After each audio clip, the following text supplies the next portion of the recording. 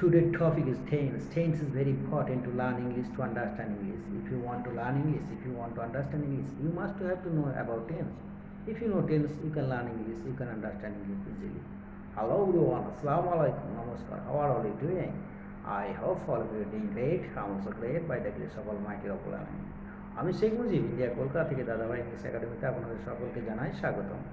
দেশ ও দেশের বাইরে অবস্থানরত শত কর্মব্যস্ততার মধ্য দিয়ে যে যেখান থেকে আমার এই লাইভ অনুষ্ঠানটি দেখছেন সকলের সুস্থতা এবং আনন্দময় জীবন কামনা করি। সম্মানিত ভিউয়ার্স, আজকে যেহেতু ফার্স্ট ক্লাস, একটু সময় নেব কিছু বলার জন্য। ইংরেজিতে অনর্গল কথা বলা, ফ্রি হ্যান্ড লেখা সকলেরই লং চেরিস ড্রিম, দীর্ঘ লালিত স্বপ্ন। ইংরেজিতে কথা বলার জন্য যতটুকু পরিশ্রমের প্রয়োজন ঠিক ততটুকু পরিশ্রম হয়ে ওঠে না, প্লাস সেই পরিমাণ পরিবেশ থাকে না, প্লাস যে পদ্ধতি বা মেথডে আমরা অনুশীলন বা স্টাডি করি সেই পদ্ধতি বা মেথডটি যথোপযুক্ত বা অ্যাপ্রোপ্রিয়েট না। সম্মানিত ভিউয়ার্স, আর দেরি না, খাতা পেন নিয়ে বসুন। চলুন সহজ চমৎকার পদ্ধতি ও ফর্মুলা ইংরেজি শিখে শূন্যতা পূর্ণ করি। সম্মানিত দর্শক, আজকের আলোচ্য বিষয় হলো টেন্স। টেন্স অতি গুরুত্বপূর্ণ একটি টপিক ইংরেজি শিখতে ও বুঝতে। আপনি যদি টেন্স ভালোভাবে আয়ত্ত করতে পারেন তাহলে খুব সহজে ইংরেজি শিখতে ও বুঝতে পারবেন। আজকের ক্লাসটি সকলের জন্য একদম শূন্য থেকে অ্যাডভান্স লেভেলের। আমরা ইংরেজিতে দক্ষ হতে চাই, তাই একদম শূন্য থেকে শিখব, যুক্তি দিয়ে শিখব, সহজ চমৎকার পদ্ধতিতে শিখব এবং স্টেপ বাই স্টেপ শিখব। কেমন? টেন্স ক্লাসটি একটি ক্লাসে কমপ্লিট করা সম্ভব নয়, তাই আপনাদের বোঝার সুবিধার্থে কয়েকটি পর্বে বিভক্ত করে ক্লাসগুলি সাজিয়ে গুছিয়ে আপনাদের সামনে ধারাবাহিকভাবে তুলে ধরব। ক্লাসটি শেষ পর্যন্ত দেখার সকলকে আমন্ত্রণ রইল। ভালো লাগলে অবশ্যই একটি লাইক কমেন্ট করে আমাকে উৎসাহিত করবেন এবং ভিডিওটি শেয়ার করে অন্যদের দেখার সুযোগ করে দেবেন। চ্যানেলটি যদি সাবস্ক্রাইব না করে থাকেন অবশ্যই চ্যানেলটি সাবস্ক্রাইব করে নিন এবং বেল বাটনটি প্রেস করে অল করে দিন, যাতে নিত্য নূতন নোটিফিকেশনগুলি আপনার মোবাইলে খুব সহজেই পৌঁছে যায়। সম্মানিত ক্লাস, টেন্স কি?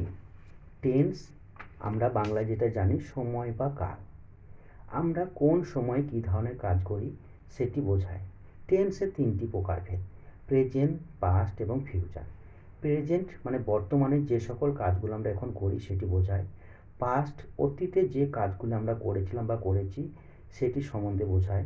এবং ফিউচার মানে ভবিষ্যৎ, পরে যে কাজগুলো আমরা করব বা ভবিষ্যতে যে কাজগুলি আমরা করব সেই কাজগুলি সম্বন্ধে বোঝায়।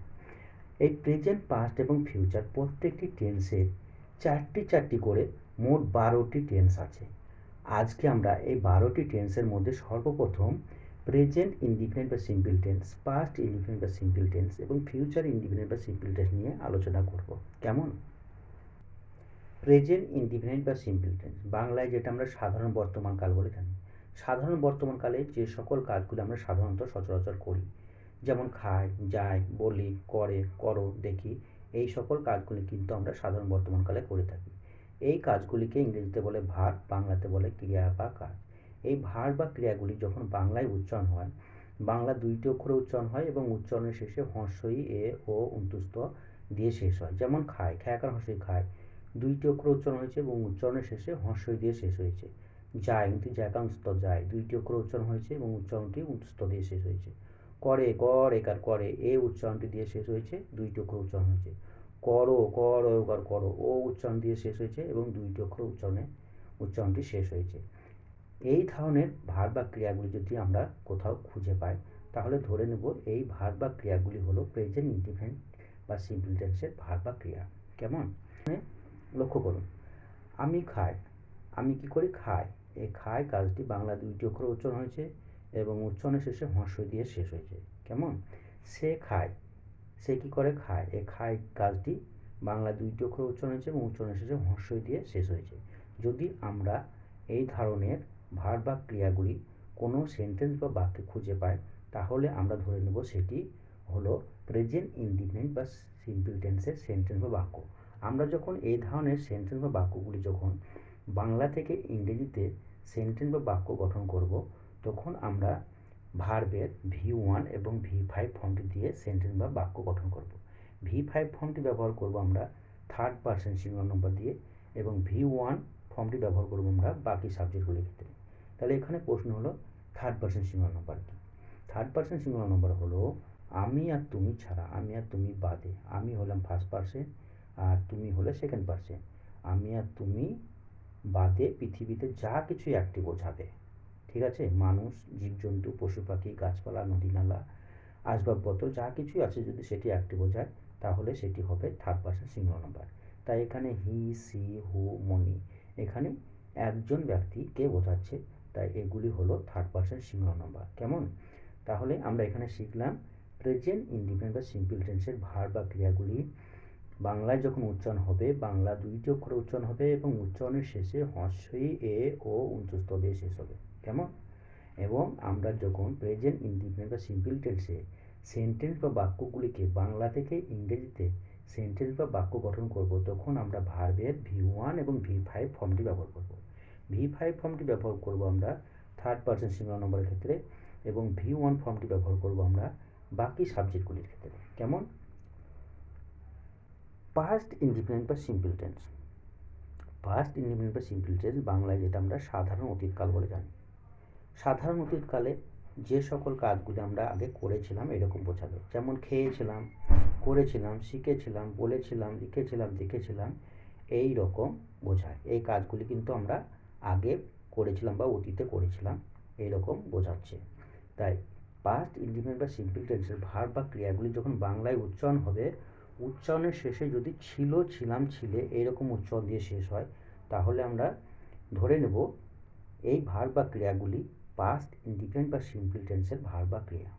ক্লিয়ার? আমি খেয়েছিলাম, এখানে আমি কি করেছিলাম? খেয়েছিলাম। এই খেয়েছিলাম ভার্ব বা ক্রিয়াটি বাংলা উচ্চারণের সময় দেখো ছিলাম উচ্চারণ দিয়ে শেষ হচ্ছে। সে খেয়েছিল, সে কি করেছিল? খেয়েছিল। তাই খেয়েছিল ভার্ব বা ক্রিয়াটি ছিল উচ্চারণ দিয়ে উচ্চারণটি শেষ হচ্ছে। তাই এই সেন্টেন্স বা বাক্যগুলি হলো পাস্ট ইনডিফিনিট বা সিম্পল টেন্সের সেন্টেন্স বা বাক্য।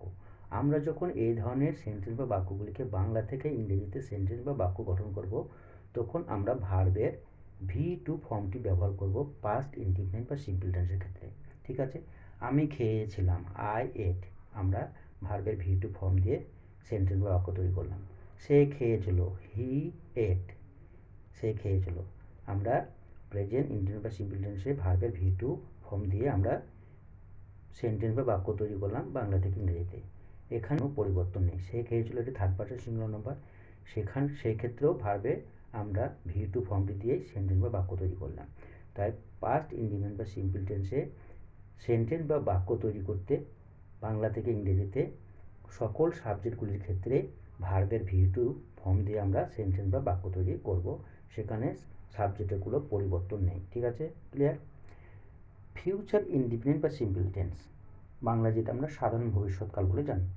সাধারণ ভবিষ্যৎকালে যে সকল কাজগুলো আমরা করিনি পরে করব বা ভবিষ্যতে করব এরকম বোঝায়, যেমন খাবো, যাবে, করিবে, লিখিব, শিখিবে, এই ভার্ব বা ক্রিয়াগুলি হলো ফিউচার ইনডিফিনিট বা সিম্পল টেন্সের ভার্ব বা ক্রিয়া। এই ভার্ব বা ক্রিয়াগুলি যখন বাংলায় উচ্চারণ হবে উচ্চারণের শেষে যদি ব, বে, বো, বেন এরকম উচ্চারণ দিয়ে শেষ হয় তাহলে ধরে নেব এটি ফিউচার ইনডিফিনিট বা সিম্পল টেন্সের ভার্ব বা ক্রিয়া। ক্লিয়ার? এখানে লক্ষ্য করুন, আমি খাবো, আমি কি করব? খাবো। এটা খাবোটা হলো কাজ। এই খাবো ভার্ব বা ক্রিয়াটি উচ্চারণের শেষে বো উচ্চারণ দিয়ে শেষ হয়েছে। কেমন? সে খাবে, সে কি করবে? খাবে। এই খাবো ক্রিয়া বা কাজটি উচ্চারণের শেষে বে উচ্চারণ দিয়ে এই উচ্চারণটি শেষ হয়েছে। তাই এই সেন্টেন্স বা বাক্য দুটি হলো ফিউচার ইনডিফিনিট বা সিম্পল টেন্সের সেন্টেন্স বা বাক্য। আমরা যখন এই ধরনের বাক্যগুলিকে ফিউচার ইনডিফিনিট বা সিম্পল টেন্সে যখন সেন্টেন্স বা বাক্য গঠন করব বাংলা থেকে ইংরেজিতে তখন আমরা শ্যাল বা উইলের সঙ্গে ভার্বের V1 ফর্মটি ব্যবহার করব। কেমন? আমি খাবো, আই উইল ইট। সে খাবে, হি উইল ইট। এখানে আমরা উইলের সঙ্গে ভার্বের V1 ফর্মটি দিয়ে সেন্টেন্স বা বাক্য তৈরি গঠন করলাম বাংলা থেকে ইংরাজিতে। কেমন? তাই এখানেও সাবজেক্টের কোনো পরিবর্তন নেই।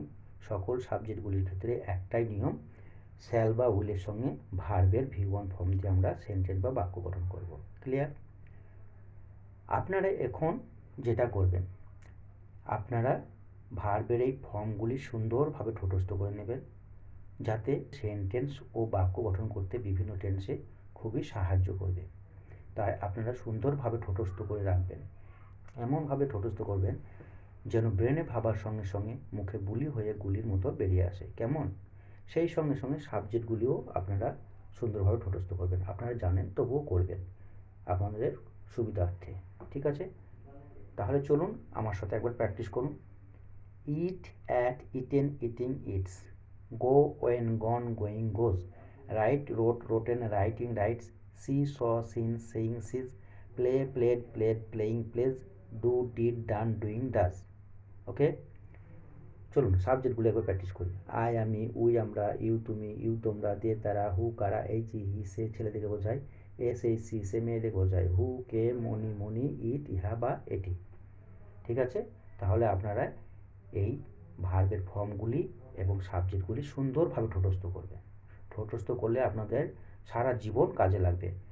নানান রকম টেন্স সে সেন্টেন্স বা বাক্য তৈরি গঠনে সাহায্য করবে। কেমন?